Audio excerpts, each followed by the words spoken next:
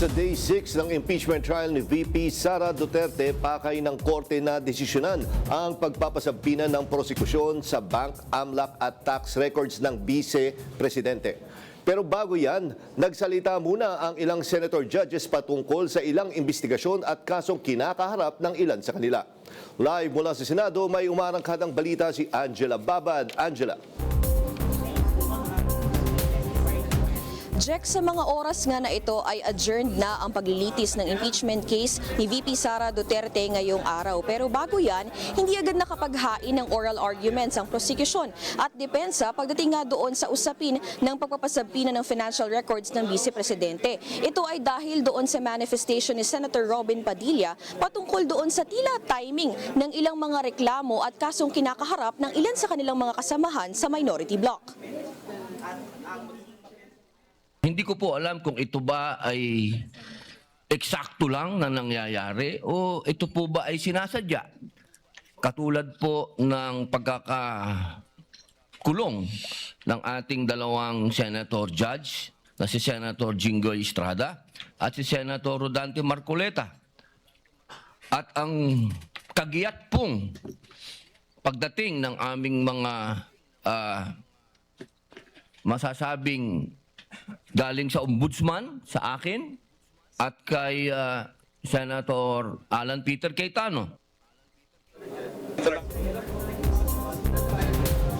Sa paglilitis noong Lunes, niling ng prosekusyon na paagahin ng pagsalang sa witness stand ni NBI Director Attorney Melvin Matibag. Sana noong Martes, pero naudlot ito sa pag-alma ng ilang senator judges, kabilang na si Senator Judge Alan Peter Cayetano. Kahapon naman lumabas sa isang interview ni Matibag lumabas ang interview ni Matibag ukol sa pagbuo ng task force na mag-iimbestiga sa mga umano'y anomalya sa bidding at 10 billion pesos congressional insertions para sa 2019 Southeast Asian Games. Matatandaang si Cayetano ang nagsilbing chairperson ng Philippine Sea Games Organizing Committee noong 2019.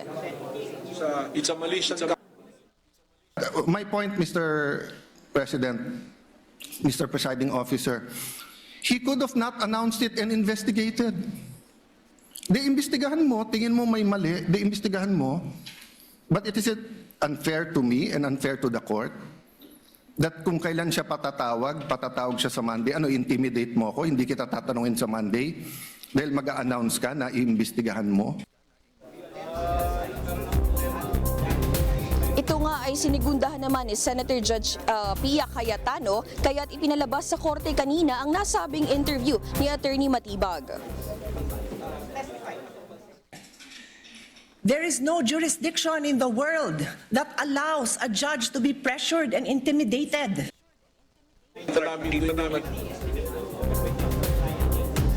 Jack, matapos nga ang mga ito ay nagpatuloy na sa 15 minutes oral argument ang prosecution sa pangunguna ni Attorney Chel Jokno at para naman si depensa si Attorney Michael Powa. Pagkatapos nito ang 10-minute rebuttal stage ng parehong kampo. At pagsapit ng alas 5 ng hapon ay nagbalik na mula sa recess ang korte kung saan sinabi ni Presiding Officer Cheese Escudero na sa Lunes, July 20 na isasagawa ng mga senator judges ang pagtatanong sa prosecution at depensa. Merong 10 minuto ang mga senator judges para tanungin ang parehong kampo. Isinaad na rin ng prosekusyon na si Attorney Melvin Matibag na ang kanilang huling testigo para sa 4th article of impeachment. At sa July 21, Martes ito sa salang. Ihaharap na ng prosekusyon sa Miyerkules, July 22 naman, ang unang testigo para sa Article 1 confidential funds. At yan muna ang latest mula dito sa Senado. Balik sa inyo dyan, Jack.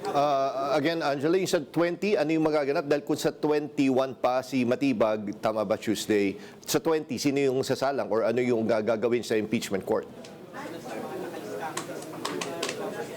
Jack, sa July 20, ipagpapatuloy yung pagtatanong nga ng mga senator judges patungkol dito sa pinagdidebatihan o yung pinagdebatihan kanina na pagpapasabina noong financial records ng Vice-Presidente. So dito, paglalaanan ng oras or bibigyan ng oras ang mga senator judge na magtanong sa parehong kampo. No? Kaya yun ang inaasahang mangyayari kung kaya't wala munang testigo na ihaharap ang prosecution pagdating ng Lunes. Jack? In-announce ba nila kung executive session to or hindi naman? Or wala pang desisyon tungkol dyan?